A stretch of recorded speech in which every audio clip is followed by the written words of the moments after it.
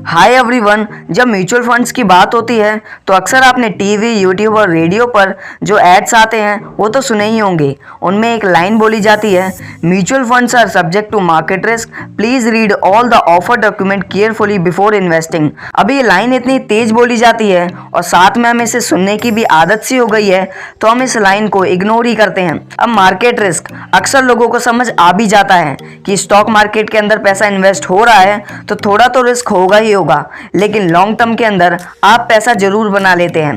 लेकिन कुछ लिमिटेशन ऐसी भी हैं जो हमें अपफ्रंट समझ में नहीं आती। तो ऐसी ही दो वीकनेसेस की इस वीडियो में मैं आपसे बात करूंगा।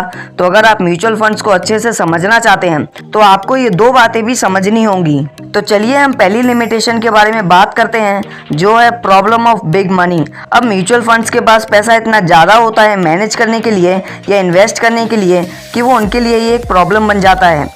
इनफैक्ट जब एक म्यूचुअल फंड बहुत ज़्यादा बड़ा हो जाता है तो उसको क्लोज भी कर दिया जाता है। लेकिन ये प्रॉब्लम क्या है? अब देखिए, बर्कशायर हाथवे के बारे में भी आपने शायद सुना ही होगा, जो वॉरेन बफेट की कंपनी है। कई बड़ी बड़ी कंपनीज के अंदर वो इन्वेस्ट करती है। तो बर्कशायर हाथवे के अंदर भी ये प्रॉब्लम है, जो वॉरेन बफेट खुद भी एक्नॉलेज करते हैं। किसी ने 1999 में एनुअल शेयर होल्डर मीटिंग के अंदर, जो उनका काफ़ी शॉर्ट आफ्टर मीटिंग होता है, वॉरेन बफेट से ये क्वेश्चन किया था कि आपने शायद कहीं पर कोट किया है कि एक छोटा इन्वेस्टर 50% से ज़्यादा रिटर्न ले सकता है। तो वॉरेन बफेट का आंसर था कि वो कई ऐसे लोगों को जानते हैं जो 50% से ज़्यादा रिटर्न कमाने की क्षमता रखते हैं, अगर वो अपना सारा इंटेलिजेंस और टाइम लगाएं तो। अगर वो खाली $1 मिलियन मैनेज कर रहे हैं तो, लेकिन वो 100 मिलियन मैनेज कर रहे हैं या 1 बिलियन मैनेज कर रहे हैं तो उनके लिए भी ये बहुत मुश्किल हो जाएगा। और वो क्यों हो जाएगा, तो चलिए इसको समझते हैं।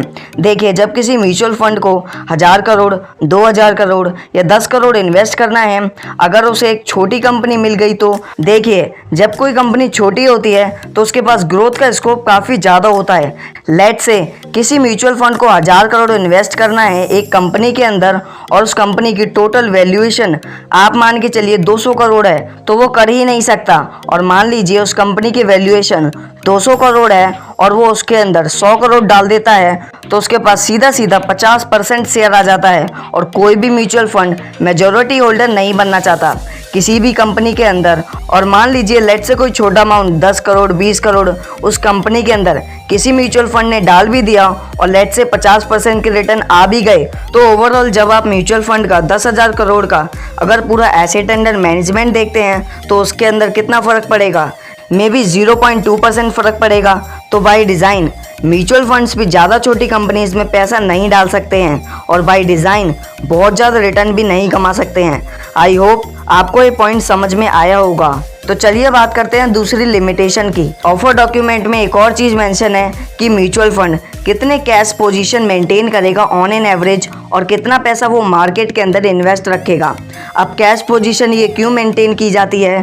बिकॉज मान लीजिए किसी इन्वेस्टर को 2-3 साल बाद पैसों की रिक्वायरमेंट आए तो वो पैसा निकालना चाहे, तो ऐसे इन्वेस्टर्स के रिडेम्पशन के लिए वो पैसा रखा जाता है और ये 2 से 5% ऑन एन एवरेज रखा जाता है, क्योंकि आपका जो 95% पैसा है वो इन्वेस्टेड ही रहेगा मार्केट के अंदर। लेकिन अगर फंड मैनेजर चाहे तो ये पोजीशन बढ़ा भी लेता है, क्योंकि उसको लगता है कि स्टॉक मार्केट के अंदर बाइंग अपॉर्चुनिटी आ सकती हैं, तो वो कुछ पैसा और ज़्यादा कैश के अंदर रख सकता है। लेकिन अगर आप रिसर्च करेंगे तो आप देखेंगे जनरल इक्विटी फंड में 5 to 10% पैसा ही कैश में रखा जाता है।